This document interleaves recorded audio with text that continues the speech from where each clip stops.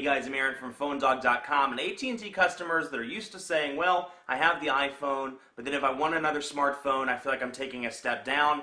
Not necessarily the case anymore. Windows Phone 7 is coming to AT&T as of Monday with the HTC 7 Surround and the Samsung Focus. Both will be available on Monday, November 8th.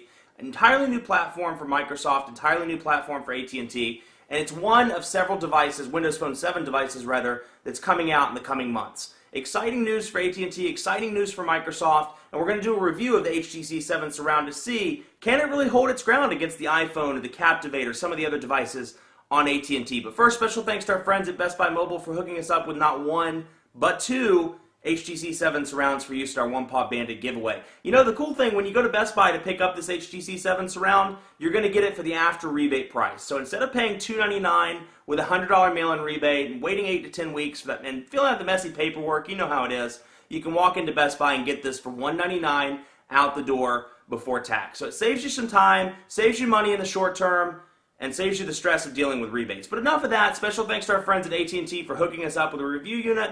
Let's get started in the review. So here it is, the HTC 7 Surround with AT&T. It's one of two Windows Phone 7 devices that are coming to AT&T next week, Monday, November 8th.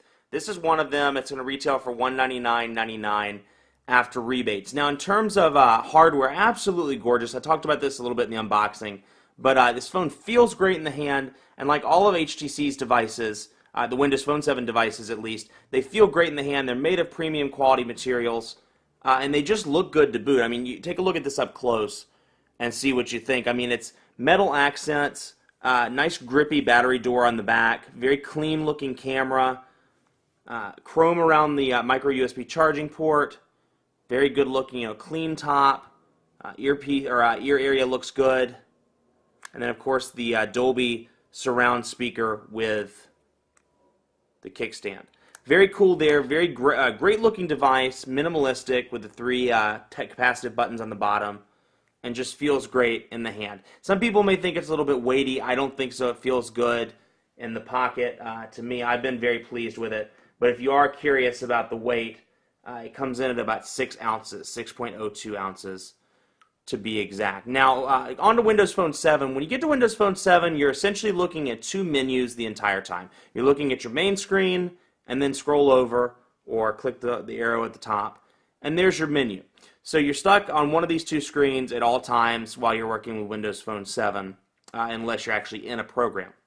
So let's take a look. Out of the box, this is what it looks like. AT&T, the phone icon at the top, people, messaging, email setup, and then of course AT&T's UVerse Mobile, and a couple of other icons here. I don't want to spend too much time on those because you can change those out of the box if you want to move AT&T Radio out of it, for example. You can do that. Take Marketplace, scroll it down, pop it in place, and let's say we want to do calculator. Say, we always need a calculator. And we'll move it in the place of Marketplace. So customizable there. You can do whatever you want to with the icons, change those around, modify those. The interesting thing I ran into is you can't control which ones are rectangles and which ones are square. So if you wanted Internet Explorer to be a square, or a rectangle rather, for example, you can't do it. It's only as a square. Hopefully in future versions they'll allow it to where you can have little text notifications on the side and such.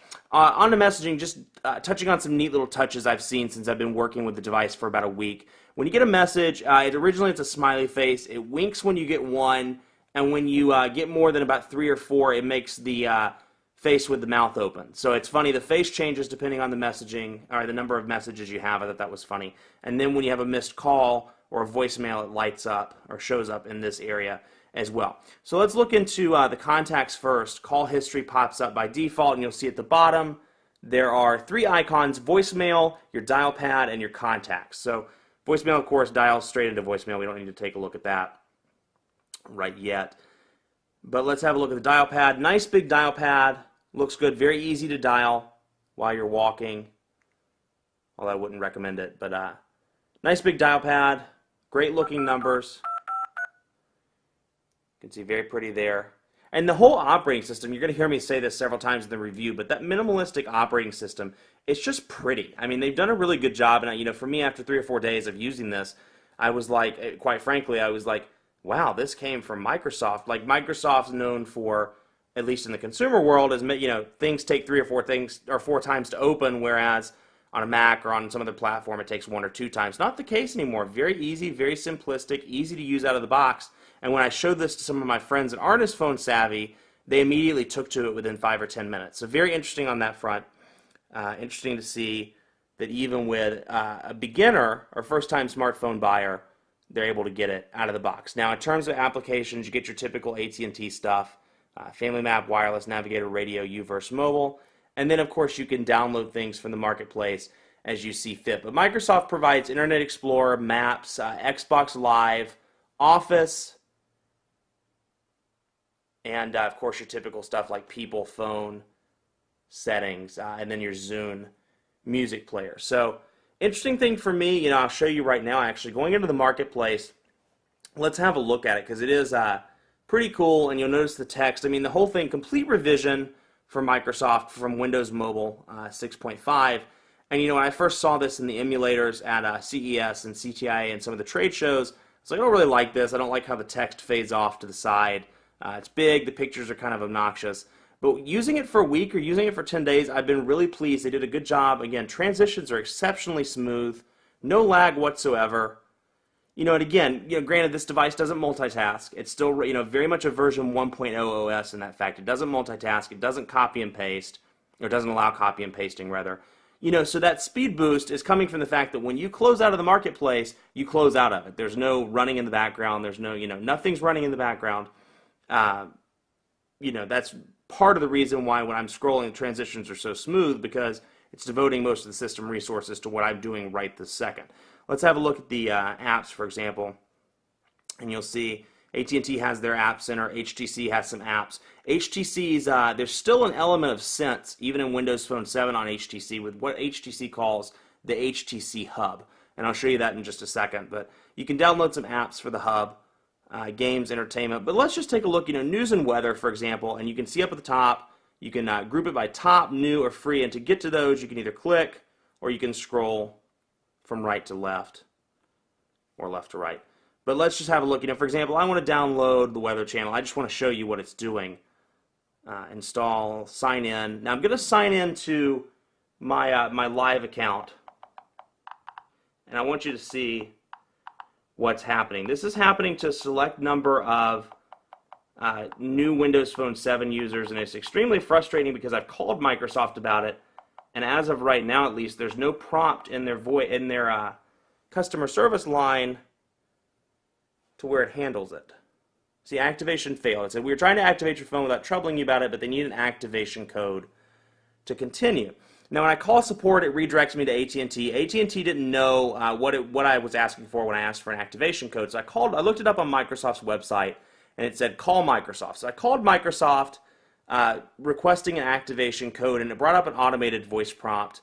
And it never asked me anything about Windows Phone 7. It brought up Windows 7, Windows Server 7, everything but Windows Phone 7. So hopefully they'll fix that when it actually sees its retail launch on Monday. But if not, some customers are going to be frustrated. And if you read through the forums, you'll see that I'm not the only person that had that issue.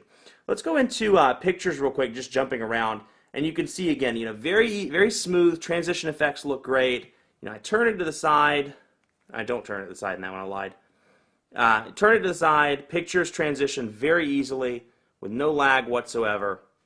And then you can, scroll and have a look at your pictures. These are definitely not pictures I took. These are pre-installed on the device. But we'll back out.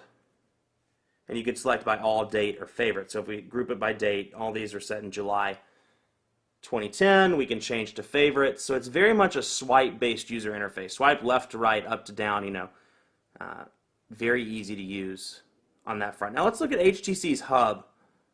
Jump to that here at the bottom, and you'll see what I mean.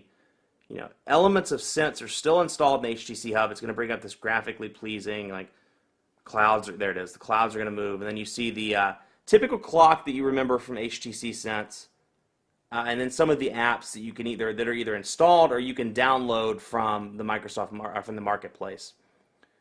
And we'll see here. Okay, so I brought up Charlotte. It is not it's in Celsius. I was like, it is not 13 degrees outside. We can change that, but you get an idea. Brings it up, very graphically pleasing. nice big 13 degrees Celsius, and then the weather for the next 4 days. So you can customize those settings down here. And again, very minimalistic. Even the options within these programs and within the menus, very simple. And in order to, for example, somebody looks at the plus and says, I don't know what that does, or the 3 bars, you can click here, lift it up, and it'll give you more in-depth, idea of what it is. Add locations or refresh rather. And then, of course, some of the other options that the program has. So those are there. Those are there as well. Let's jump back into messaging, because I think the messaging app is pretty cool. Again, look at the transition. I can't get over the transition effects. If it was coming from iOS or something like that, where they've had a historically good track record of transitions, it would be less important. But coming from Windows Mobile, really, take a look at these transitions. Fades out, comes in, very clean, very good looking, and then of course, no lag. So I just can't highlight that enough. In a world of or in the past where Windows Mobile was pretty slow and pretty laggy and kind of frustrating, it's not the case anymore with Windows Phone 7. At least I've had no lag in my time working with it. So you'll see Windows Phone is, in this example, is the contact. You'll see it's threaded text messaging with the little chat bubbles, very similar to the iPhone and iOS as well. But it's a read-only message, so I can't respond. But again, you'll see at the bottom those little small circular buttons, send and attach a file.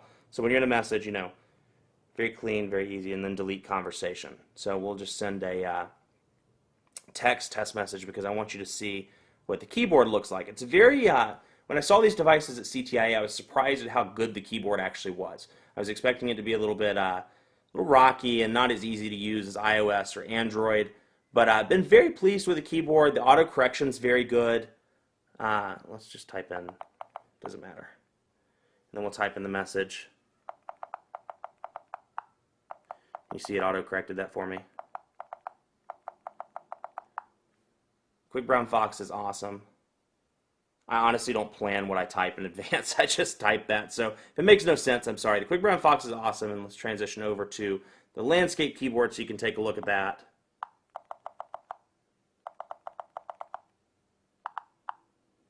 You can see it has a nice little click to it.